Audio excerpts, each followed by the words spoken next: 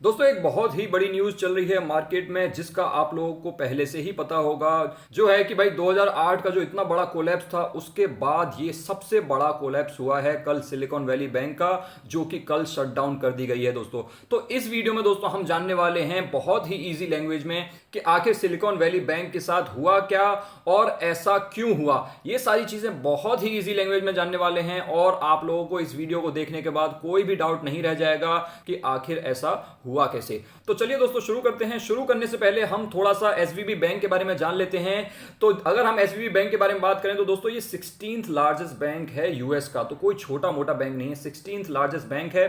209 billion dollars के इनके assets हैं। सो 209 बिलियन डॉलर्स कितने हो जाते हैं? 16 लाख 17 लाख करोड़ के आसपास हो जाते हैं, जो कि बहुत बड़ा नंबर है।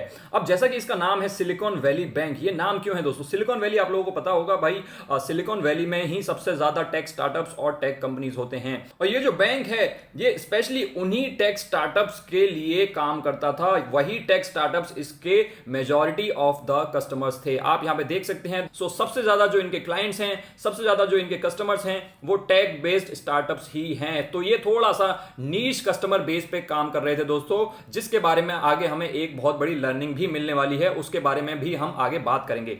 अब आइए, ये मैंने एक कोरा कागज खोल लिया है। हम यहां पे जानने वाले हैं बहुत ही इजी लैंग्वेज में कि आखिर इस बैंक के साथ हुआ क्या। अब दोस्तों इस बैंक को मैं दे देता हूं एसवीबी नाम, मैं इसका नाम देता हूं एसवीबी सिलिकॉन वैली बैंक। और जैसे कि मैंने आप लोगों को बता ही दिया है कि इनके मोस्ट ऑफ द कस्टमर्स जो थे टेक स्टार्टअप थे। ये चीजें आप लोगों को ध्यान रखनी है क्योंकि ये चीजें मदद करेंगी आप लोगों को समझने में। तो दोस्तों इस बैंक के साथ हुआ क्या कि भाई ये बैंक है, इनके पास इन सारे टेक स्टार्टअप्स ने काफी सारा पैसा डिपॉजिट कर रखा है, क्योंकि भाई हर कंपनी को कहीं ना कहीं तो पैसा डिपॉजिट करना है। अब क्योंकि ये बैंक उनके लिए स्पेशली काम कर रही थी तो यहां पे उन टेक स्टार्टअप्स ने अपना पैसा डिपॉजिट कर रखा था। अब बैंक भाई उस पैसे के साथ क्या करेगी? उस पैसे के साथ कुछ तो करेगी, कुछ तो इंटरेस्ट कमाएगी। तो भाई बैंक ने क्या किया, बिलियंस ऑफ डॉलर्स के यहां पे बॉन्ड्स खरीद लिए। उस पैसे से जो डिपॉजिट आया, कस्टमर्स का डिपॉजिट आया, उसके बदले एसवीबी बैंक ने बॉन्ड्स खरीद लिए। और ये सारे बैंक्स करते हैं। सारे बैंक्स का बिजनेस मॉडल में ये होता है कि भाई हम बॉन्ड्स खरीदेंगे और उससे इंटरेस्ट कमाएंगे। अब दोस्तों ये बॉन्ड्स खरीद लिए और इससे इंटरेस्ट कमाने लगा एसवीबी बैंक।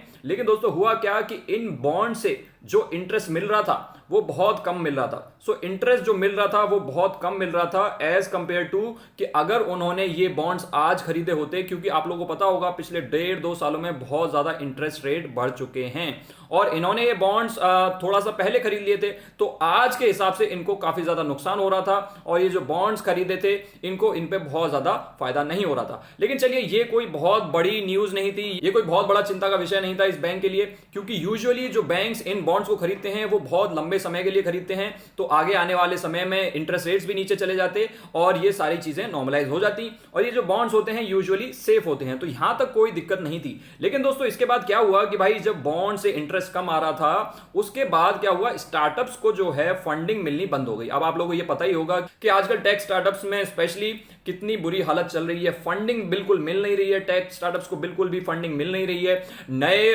फंड्स को रेज कर नहीं पा रहे हैं। तो उसकी वजह से क्या हुआ दोस्तों, जब स्टार्टअप्स फंड्स रेज नहीं कर पा रहे थे तो उसके बाद उन्होंने क्या किया, भाई फंड्स रेज नहीं कर पाने की वजह से उन्होंने सोचा कि मैं अपना जो एग्जिस्टिंग फंड्स हैं उनको यूज कर लेता हूं, क्योंकि भाई उन्हें अपने खर्चे के लिए पैसे तो चाहिए, उन्हें अपनी सैलरीज देनी है, उन्हें अपने ऑफिस के एक्सपेंसेस बेयर करने हैं। तो उन्होंने अपने फंड्स को जो कि एसवीबी बैंक के साथ पड़े हुए थे उनको एक्सेस करना स्टार्ट कर दिया। यानी कि भाई वहां पे इन स्टार्टअप्स ने उस पैसे को विड्रॉ करना स्टार्ट कर दिया जो कि एसवीबी बैंक के पास पड़ा हुआ था, वहां पे डिपॉजिटेड था। अब ऐसा हुआ दोस्तों, तो विड्रॉ करने लगे तो धीरे धीरे बहुत सारे स्टार्टअप्स इन फंड्स को विड्रॉ करने लगे एसवीबी से। अब धीरे धीरे जैसे जैसे विड्रॉल होने लगा वहां पे भाई बैंक के पास पैसा नहीं बचा था, तो बैंक ने अपने एसेट्स को बेचना चालू कर दिया, जिससे कि भाई कस्टमर की जो विड्रॉल डिमांड है उसको मीट किया जा सके। उन्होंने अपने एसेट्स बेचना चालू कर दिया। अब जैसे ही ये न्यूज एसवीबी बैंक के कस्टमर्स में फैली कि भाई कंपनी ने तो ऑलरेडी अपने एसेट्स बेचने चालू कर दिए हैं, तो उन लोगों को डर लगने लगा, क्योंकि जो इनके कस्टमर्स हैं वो मेनली बहुत बड़े बड़े बिजनेसेस हैं या फिर वेल्दी पीपल हैं और उनके जो डिपॉजिट्स हैं वो $250,000 से बड़े ही डिपॉजिटर्स हैं। अब इतने बड़े डिपॉजिटर्स हैं तो ये नंबर कहां से आया दोस्तों? ये नंबर है दोस्तों यूएस की गवर्नमेंट की सॉवरेन गारंटी कि भाई इतने तक उनका इंश्योरेंस है। जैसे कि इंडिया में जो सॉवरेन गारंटी आपको मिलती है 5 लाख रुपए तक की मिलती है कि भाई 5 लाख रुपए तक तो गवर्नमेंट की गारंटी है कि आप लोगों को यहाँ पे इंश्योरेंस मिलेगा। 5 लाख तक का अगर आपका डिपॉजिट है तो आपको ये सारे पैसे मिल जाएंगे इन केस कोई बैंक कोलैप्स कर जाता है। और वहां पे ये लिमिट है $250,000 की। लेकिन दोस्तों ये क्योंकि बहुत बड़े बड़े स्टार्टअप्स थे, बहुत बड़ी बड़ी कंपनीज थे, तो इनके डिपॉजिट बहुत ज्यादा बड़े बड़े थे और जो वेल्दी पीपल थे उनके भी डिपॉजिट्स इस नंबर से बहुत बड़े थे। तो उन लोगों को पैनिक होना स्टार्ट हो गया। उन लोगों को लगा कि भाई अगर ये बैंक डूब गया तो कहीं हमारा पैसा ना डूब जाए या कहीं हमारा पैसा फंस ना जाए, क्योंकि दोस्तों डूबने के साथ साथ फंसने का भी डर रहता है। जैसे कि आप लोगों ने यस बैंक के साथ देखा होगा, काफी लोग बहुत दिनों तक विड्रॉ नहीं कर पाए थे। तो इस वजह से इसका रिपल इफेक्ट हुआ। इसकी वजह से रिपल इफेक्ट हुआ तो दोस्तों हम वहीं से कंटिन्यू कर लेते हैं जहां पे लोगों ने विड्रॉ करना स्टार्ट किया।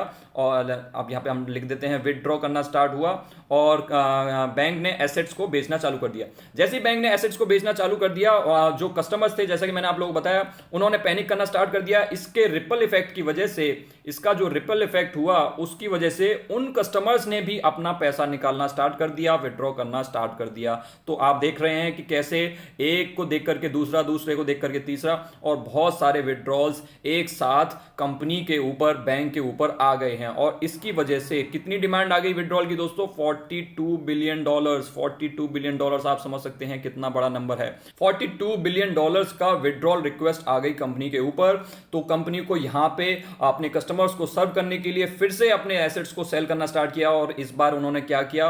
इस बार उन्हें, क्योंकि उनके पास और कोई चॉइस नहीं थी, जो उनके बॉन्ड्स थे जो उन्होंने खरीदे थे, जो मैंने आप लोगों को स्टार्टिंग में बताए थे, जो कि वैसे सेफ इन्वेस्टमेंट माने जाते हैं, उन बॉन्ड्स को सेल करना पड़ा, वो भी लॉस पे। तो बॉन्ड्स को सेल करना पड़ा लॉस पे कंपनी को, क्योंकि भाई उनके ऊपर बहुत सारे विड्रॉल रिक्वेस्ट आ रहे थे। और यहां पे कितना लॉस हो गया भाई बैंक को? यहां पे $1.8 बिलियन का, $1.8 बिलियन का यहां पे बैंक को लॉस हो गया। और इस तरीके से जैसे जैसे विड्रॉल रिक्वेस्ट बढ़ते गए, कंपनी अपने बॉन्ड्स को बेचती गई और लॉस खाती गई। और एक पॉइंट ऐसा आ गया दोस्तों, एक पॉइंट ऐसा आ गया कि जहां पे जो कंपनी है, जो बैंक है, वो इंसॉल्वेंट हो गई। हम वहीं से कंटिन्यू करेंगे दोस्तों। बॉन्ड्स को सेल किया लॉस पे, बॉन्ड्स को लॉस पे सेल किया, और एक पॉइंट ऐसा आया कि कंपनी जो है, बैंक जो है, इंसॉल्वेंट हो गई। इंसॉल्वेंट का क्या मतलब है कि भाई अब वो अपना पैसा नहीं दे सकते हैं, अब वो अपना डेट नहीं दे सकते हैं। अब जो लोग विड्रॉ कर रहे हैं वो उसको वापस देने में इनकेपेबल हो गए। उसके बाद उन्होंने फंड्स रेज करने की कोशिश की आउटसाइड इन्वेस्टर से। They tried to raise funds, लेकिन ऐसा हो नहीं पाया। उन्हें कोई फंड देने वाला मिला नहीं, उन्हें कोई इन्वेस्टर मिला नहीं। और दोस्तों जब उन्हें 2 दिन तक कोई इन्वेस्टर नहीं मिला तो भाई बैंक रेगुलेटर्स को इंटरवीन करना पड़ा यहां पे, और इस कंपनी को शट डाउन करना पड़ा। बैंक रेगुलेटर्स को यहां पे आना पड़ा और इस बैंक को शट डाउन करना पड़ा, जिससे कि वो इनके पास जो एसेट्स बचे हैं उनको प्रोटेक्ट कर सकें, और जितने भी डिपॉजिट्स बचे हैं उनको प्रोटेक्ट कर सकें, और जो इनके कस्टमर्स हैं उनको बाद में उनका पैसा लौटाया जा सके। जैसा कि दोस्तों यस बैंक के साथ हुआ था, वहां पे भी जो विड्रॉल्स थे उनको रोक दिया गया था और यस बैंक को बचाने की कोशिश की गई थी। और फिर बाद में इन्वेस्टर्स ढूंढे गए थे और बाद में एसबीआई ने यस बैंक को बचाया था। तो दोस्तों इस तरीके से इस बैंक का कोलैप्स हुआ है। आई होप आप लोगों को ये चीज समझ में आई होगी। बहुत ही शॉर्ट वीडियो में और बहुत ही आसान भाषा में मैंने आप लोगों को बताने की कोशिश की है। एक बार मैं फिर से समराइज कर देता हूं। एक एसवीबी बैंक है जो कि मोस्टली टेक स्टार्टअप्स को सर्व करती है। टेक स्टार्टअप्स मोस्टली कस्टमर्स हैं इनके, उनको ही ये लोन देते हैं और उनका ही पैसा लेते हैं एज डिपॉजिट्स। और उनके बाद उस पैसे से इन्होंने बहुत सारे बॉन्ड्स खरीदे बिलियंस ऑफ डॉलर्स के, जो कि सारे बैंक्स करते हैं, जिससे कि इन्हें इंटरेस्ट मिलता है। लेकिन दोस्तों इन बॉन्ड से जो इंटरेस्ट मिल रहा था वो बहुत ही कम इंटरेस्ट मिल रहा था, क्योंकि आजकल पिछले 1.5-2 साल में बहुत ज्यादा इंटरेस्ट रेट्स बढ़ गए हैं। और उसके बाद दोस्तों ये जो इनके इन्वेस्टमेंट्स हैं ये लॉस में ही जा रहे थे बहुत कम इंटरेस्ट रेट्स मिलने की वजह से। उसके बाद जो स्टार्टअप्स की फंडिंग है वो बहुत ही ड्राई अप हो गई थी और फंड्स नहीं बचे थे कंपनीज के पास, स्टार्टअप्स के पास। वैसे ही लॉस मेकिंग स्टार्टअप्स होते हैं तो उन्हें फंड्स की जरूरत पड़ी, तो उन्होंने बहुत सारे विड्रॉल रिक्वेस्ट डाल दिए, विड्रॉल रिक्वेस्ट डालने लगे। जैसे ही विड्रॉल रिक्वेस्ट डालने लगे, क्योंकि इतने सारे विड्रॉल रिक्वेस्ट बैंक के ऊपर आ गए, जो बैंक है उसने अपने एसेट्स को बेचना चालू कर दिया। जब बैंक ने एसेट्स बेचने चालू कर दिए तो ये न्यूज मार्केट में फैली और कस्टमर्स को पता चला, जो इनके बड़े बड़े कस्टमर्स हैं, कि भाई यहाँ पे बैंक की हालत तो खराब चल रही है। तो इसका डर उन कस्टमर्स में फैला। और क्योंकि भाई जो इंश्योरेंस होता है वो सिर्फ $250,000 का होता है, इसीलिए, और इनके कस्टमर्स जो हैं वो बहुत बड़े बड़े हैं, उनके बीच में पैनिक हुआ और उन्होंने और ज्यादा विड्रॉ करना स्टार्ट कर दिया, जिसकी वजह से $42 बिलियन का यहाँ पे जो विड्रॉल रिक्वेस्ट आ गए। अब इतनी बड़ी विड्रॉल रिक्वेस्ट को एक्सेप्ट करने के लिए बैंक ने और अपने एसेट्स को बेचना चालू किया और उन्होंने अपने जो सेफ बॉन्ड्स हैं उनको भी बेचना स्टार्ट कर दिया एट अ लॉस, और एट अ लॉस बेचना स्टार्ट किया, जिसकी वजह से हो गया 1.8 बिलियन डॉलर्स का लॉस बैंक को।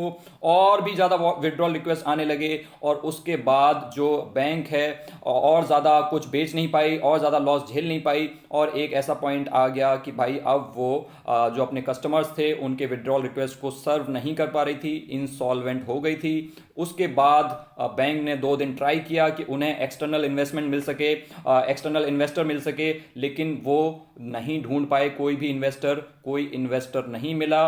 और जब 2 दिन तक इन्वेस्टर नहीं मिला तो दोस्तों क्या हुआ, इन्वेस्टर नहीं मिला, उसके बाद बैंक रेगुलेटर्स को आना पड़ा और उनको इसको शट डाउन करना पड़ा, जिससे कि इनके कस्टमर्स को प्रोटेक्ट किया जा सके, एसेट्स को प्रोटेक्ट किया जा सके और जितने भी डिपॉजिट्स हैं उनको प्रोटेक्ट किया जा सके। आई होप दोस्तों आप लोगों को इस एक पेज में ही सारी चीजें समझ आ गई होंगी जो कि मैंने समराइज करने की कोशिश की हैं। आप चाहें तो इस स्क्रीन का स्क्रीनशॉट भी ले सकते हैं जिससे कि आप बाद में इस चीज को रेफर कर सकें। तो दोस्तों इससे हमें लर्निंग क्या मिलती है, मैं आप लोगों को एक लर्निंग के साथ छोड़ के जाना चाहता हूं कि भाई हमें इससे लर्निंग क्या मिलती है। लर्निंग यही मिलती है कि जो चीज़ मैं आप लोगों को हर चीज़ में बताता रहता हूं कि diversification is very important. Diversification बहुत ज़्यादा इंपॉर्टेंट है। आप देख सकते हैं कि जो इसका फेलियर हुआ है वो क्यों हुआ है, क्योंकि भाई इनके सारे के सारे कस्टमर्स जो थे वो टेक स्टार्टअप थे।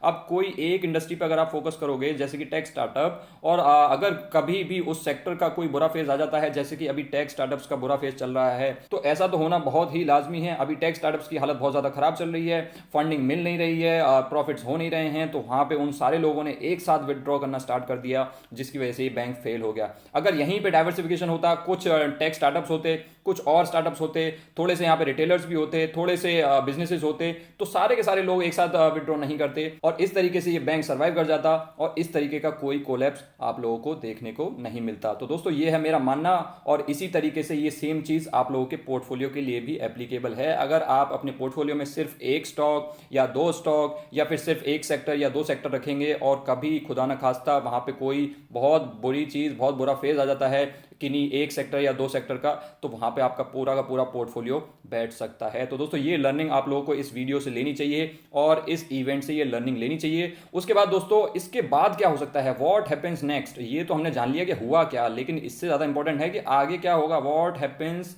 नेक्स्ट। तो दोस्तों इस बारे में हम अगले वीडियो में बात करेंगे और ये भी बात करेंगे कि क्या यहाँ पे 2008 का रिपीट हो सकता है, जिस तरीके से मार्केट्स क्रैश हुए थे, क्या ऐसा फिर से रिपीट हो सकता है, ये भी हम अगले वीडियो में जानेंगे। और दोस्तों क्या जानेंगे अगले वीडियो में हम जानेंगे कि कौन से स्टॉक्स हैं, इंडियन मार्केट के बारे में मैं बात कर रहा हूं, कौन से ऐसे स्टॉक्स हैं जो कि बहुत ज़्यादा अफेक्ट हो सकते हैं अगर ये जो क्राइसिस है, ये जो कोलैप्स है, ये थोड़ा लंबे समय तक चलता है। तो दोस्तों ये सारी चीज़ें हम अगले वीडियो में जानेंगे। तो इस तरीके की वीडियोस के लिए आप हमारे इस चैनल को सब्सक्राइब कर सकते हैं, और अगर आप लोगों को ये वीडियो अच्छी लगी हो तो आप इस वीडियो को लाइक भी कर सकते हैं, और अगर आप हमारे चैनल के और भी ज़्यादा क्लोज आना चाहते हैं तो ज्वाइन बटन को क्लिक करके मेंबरशिप्स को एक्सप्लोर कर सकते हैं। इसका लिंक नीचे आपको पिन कमेंट में भी मिल जाएगा। Thanks for watching guys, I will see you next time.